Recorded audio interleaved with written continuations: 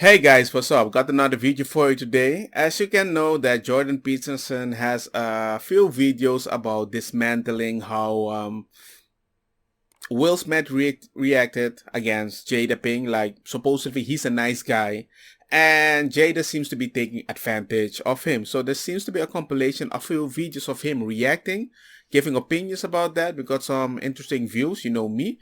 And let's watch it. And hey, if you like the content, like, share, hit the bell notification, subscribe, and let's start the video. If you're an agreeable person and you have a particularly disagreeable partner, you're also going to run into problems because the agreeable person will say whatever you want, whenever, and the disagreeable person will say, well, I'd like to know what the hell you want for a change, and be much more harsh and much more demanding in the situation. And the agreeable person is going to find the disagreeable person harsh and unpleasant. And the disagreeable person is going to find the agreeable person wishy-washy and unable to stand up for themselves. And again, that's actually one of the primary sources of tension between men and women, because women tend to be higher in agreeableness than men. It's about half a standard deviation, which is quite a large difference by psychological standards. I mean, if you think about it, I think most nice people get themselves in such a position is because the direct person that they're dating has a reason to attract them by being direct. So they will keep doing that to prove to you they are doing something right, and sometimes to make you feel that you need them, because they are providing a certain logic in your life and you feel comfortable in doing that. I'm freaking saving you. But that is also the reason the relation never works, is because they assume by being that direct with you, they're saving you. They're keeping you sane. They're keeping you stable. They don't realize that they are the one being taken care of. They're telling you the order. You comply, so they stay calm. It's like I'm helping you, but you don't even realize I'm helping you. That's the problem with being a nice person. I'm a very nice person. I lost a mom at 6. Guess what? I was trying to please everybody as if I'll never get that love again. Trust me. There came just a point I was like, hey, you know what? I'm not gonna do anything. And then I realized, wow, everybody just disappeared. I guess they only want to ass kiss her. That's when I became a very confident man, in a way that I'm not gonna bother with that anymore. Things you have to be careful of if you're agreeable is not to be exploited, because you'll line up to be exploited.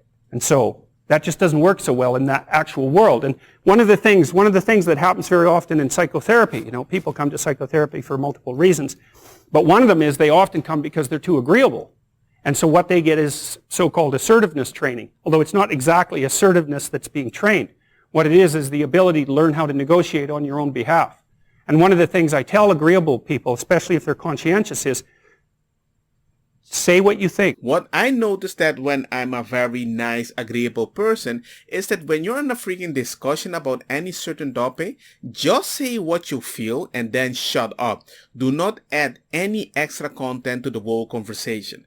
Why? Because the moment you add content, I noticed that, let's say, for example, somebody went silent, right? As a nice person, like, oh, flip, this is my fault. Oh, flip, I need to talk. So you start talking, but you're adding extra conversation that you don't mean by your heart, but the other person, the one that is supposed to be assertive, is going to be like, oh, you gangster assertive, I'm going to put you in your place. I'm going to stabilize you. So you create a fake argument that they will use to make an official argument. So they are reacting to your own stupidity that you are trying to make real, which is one of the baddest things you can do in any time in your life. So what did I start doing? I just shut up. Shut up. If I don't know what I want to say, but I already said it, I'm not going to try to make it more beautiful. I just shut up. And when people say you don't have anything to say, keep it close. Comment section or real life, it works amazingly. Give it a few seconds. It's like you plant a seed. It will flourish. Wait for it, let it bloom, and magic will happen.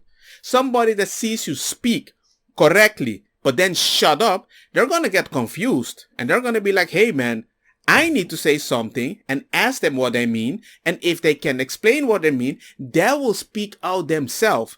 supposedly assertiveness, but they started the conversation. Then as a nice person, I give my opinion, what they said. I don't invent something myself.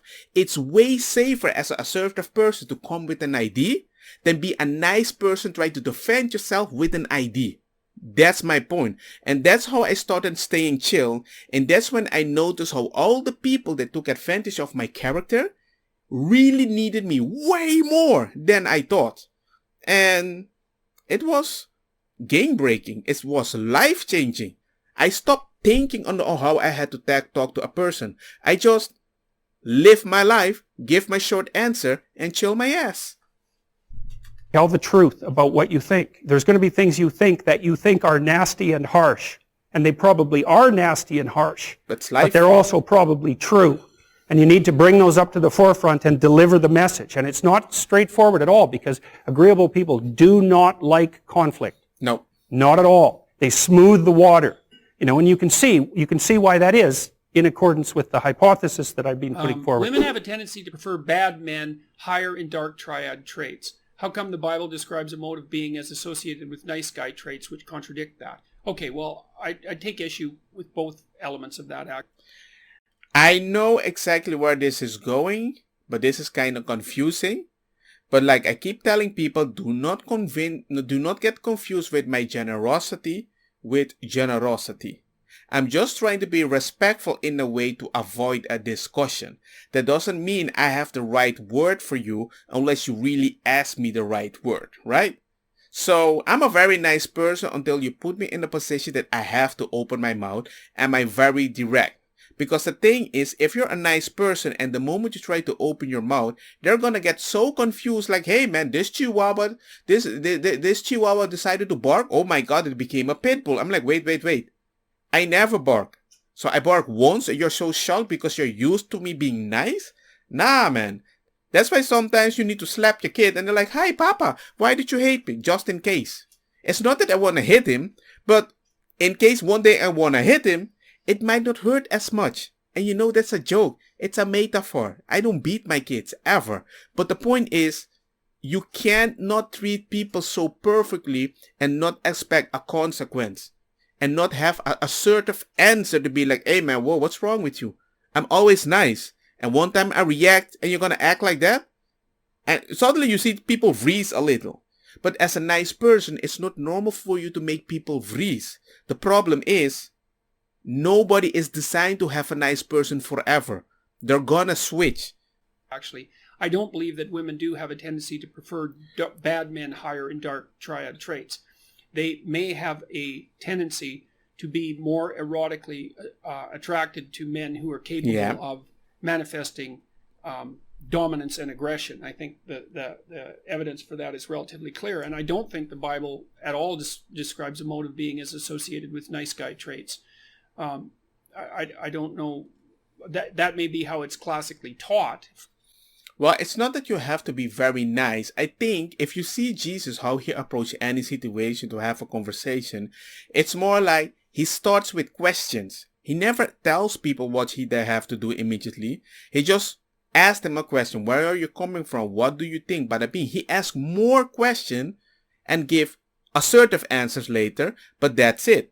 It's more like you need to open the door. You have to be a person that listens to another person, that the person feels comfortable telling you what they are, so you can give your point assertive, and then you can have a specific discussion.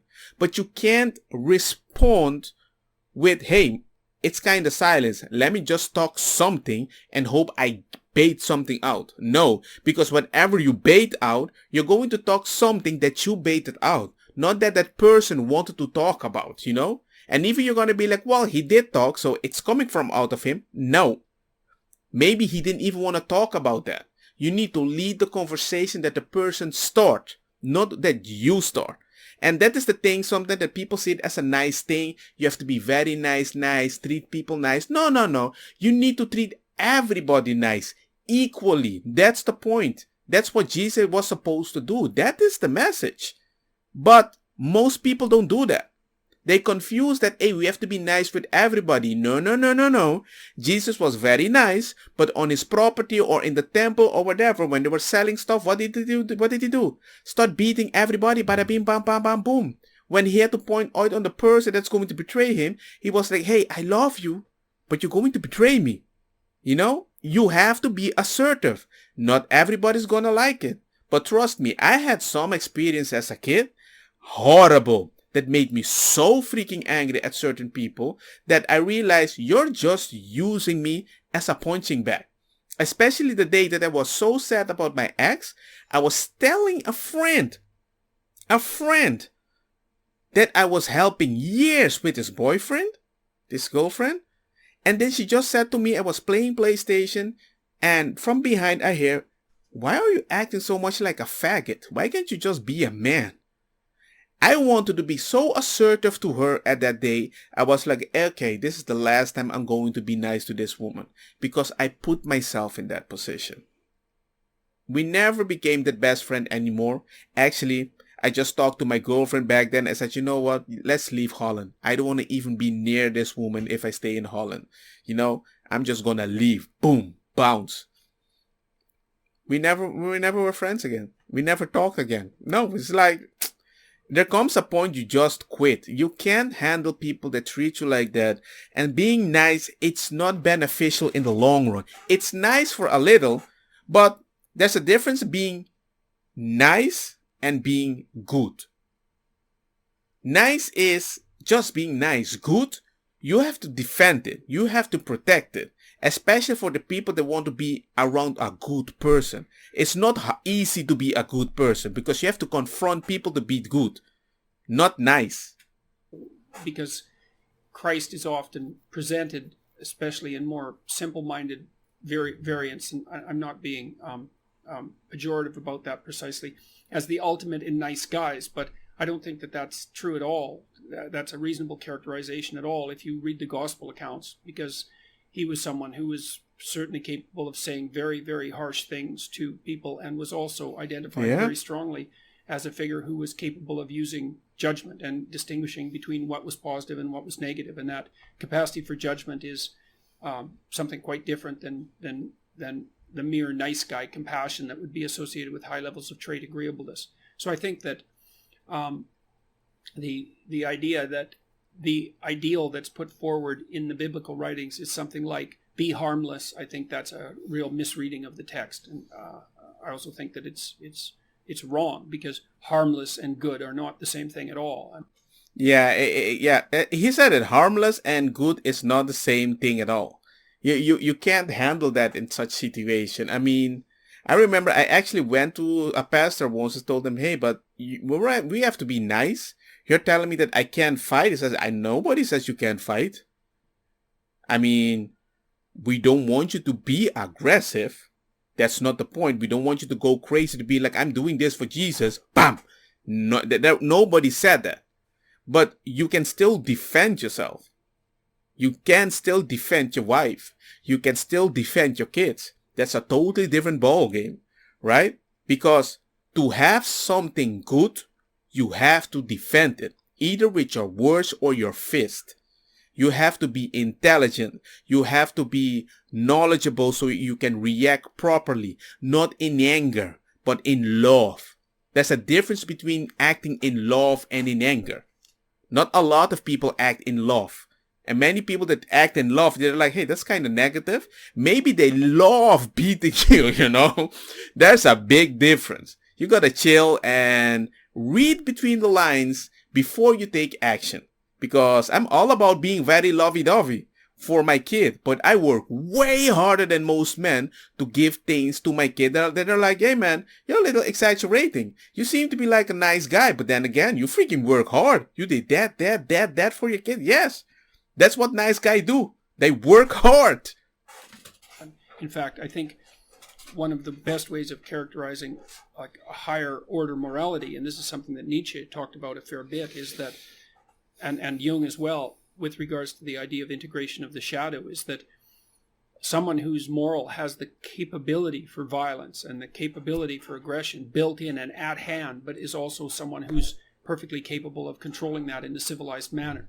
And I think that, I'm speaking off the cuff here, obviously, but I think that the attraction that some women have for the sort of men who are more likely to misbehave, to act in a delinquent manner and so forth, is partly their desire to be associated with men who have the capacity for aggression. Now, the best of all possible worlds is when that capacity for aggression is civilized. One thing I noticed that, for example, I'm a very nice person, right?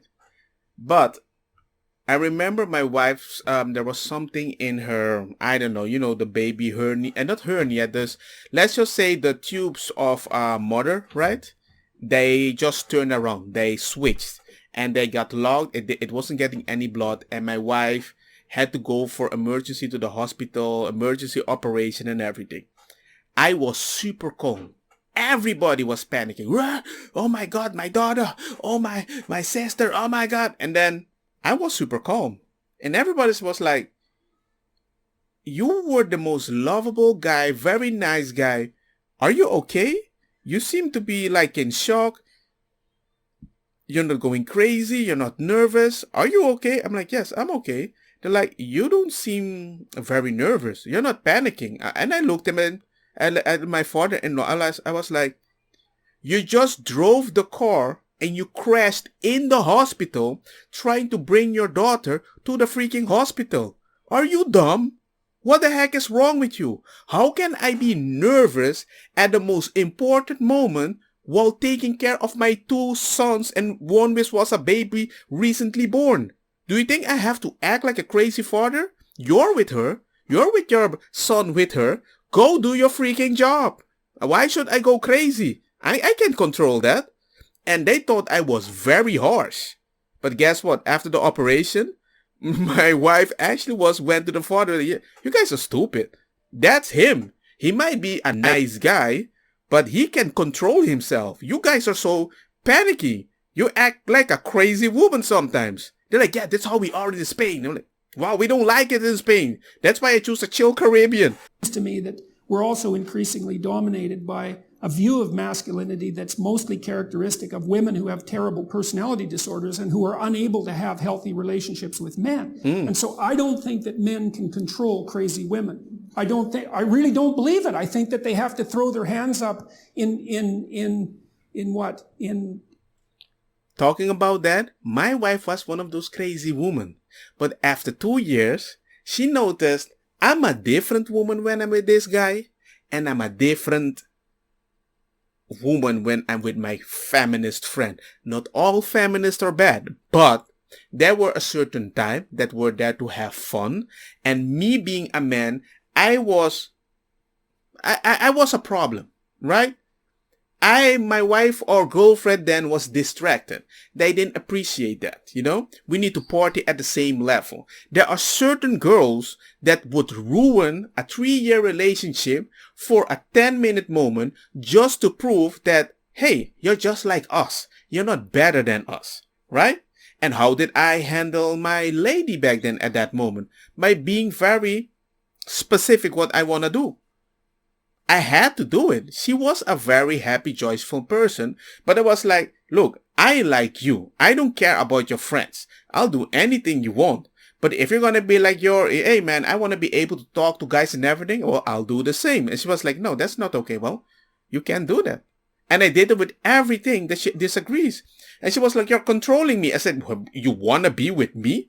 The chill guy that you really like, that you feel so comfortable that you can be like yourself, but not with them? Look, man, I'm not gonna fight somebody for you. You fight them. I wanna love you. And there's a point she was like, no, it's not, but she kept bouncing. But she started realizing I still wanted to be with her. They didn't want to be with her until she changed. She felt betrayed. So she said, you know what? Let's go. We left Holland, went to Spain, plus 70 years. Woo, we still Gucci. And all the other friends, out of 5 or 6 of them, only 1 is in a relationship, like me. Hey man, sometimes you have to choose your battles and choose with who you can be nice and who you just have to, drop kick them and run away. In it's not even disbelief. It's that there's no step forward that you can take under those circumstances, because if the man is offensive enough and crazy enough, the reaction becomes physical right away, or at least the threat. The threat, yeah. When men are talking to each other in any serious manner, that underlying threat of physicality is always there, especially if it's a real conversation. But that's toxic masculinity. No. It's not toxic masculinity. It's toxic stupidity. I think for toxic stupidity, everybody deserves a splat. But we don't do it. We actually say, you know what, I don't want to talk about this anymore. Hey, just leave my house. I kind of feel disrespected. I don't agree with you. Can we just stop talking about that? If you say that to most men, especially your friend, they will listen to you and change the way they speak. You know what, hey man, maybe I got a little heated, bada beam, bada boom. But I don't think any man would come in my face, and I'm going to be chill like, what the heck are you freaking doing? The only way I would back down is because I'm afraid that you're going to react in a certain way. Because I know you might hit me in a way that I can't even stand up.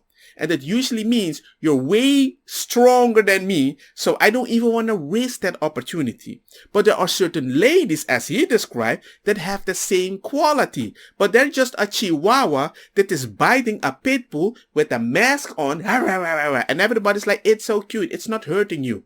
But if I do something about it, or if the pit bull does something about it, like that's aggressive pit bull, I bet he was fighting in the battles in the back in the day, we need to turn him off. You know, I'm like, wait a second. The only way I can calm ladies down when they come close to my face, I don't even say anything other, hey man, watch out with those hands, I have one eye. And they suddenly calm down. And I'm like, why did you suddenly calm down? Were you enjoying the possibility that you could slap me in the face and get away with it? Hey man, I don't know man, there are certain ladies that are freaking masculine. And they call it toxic masculinity. No, man, that's freaking misandry.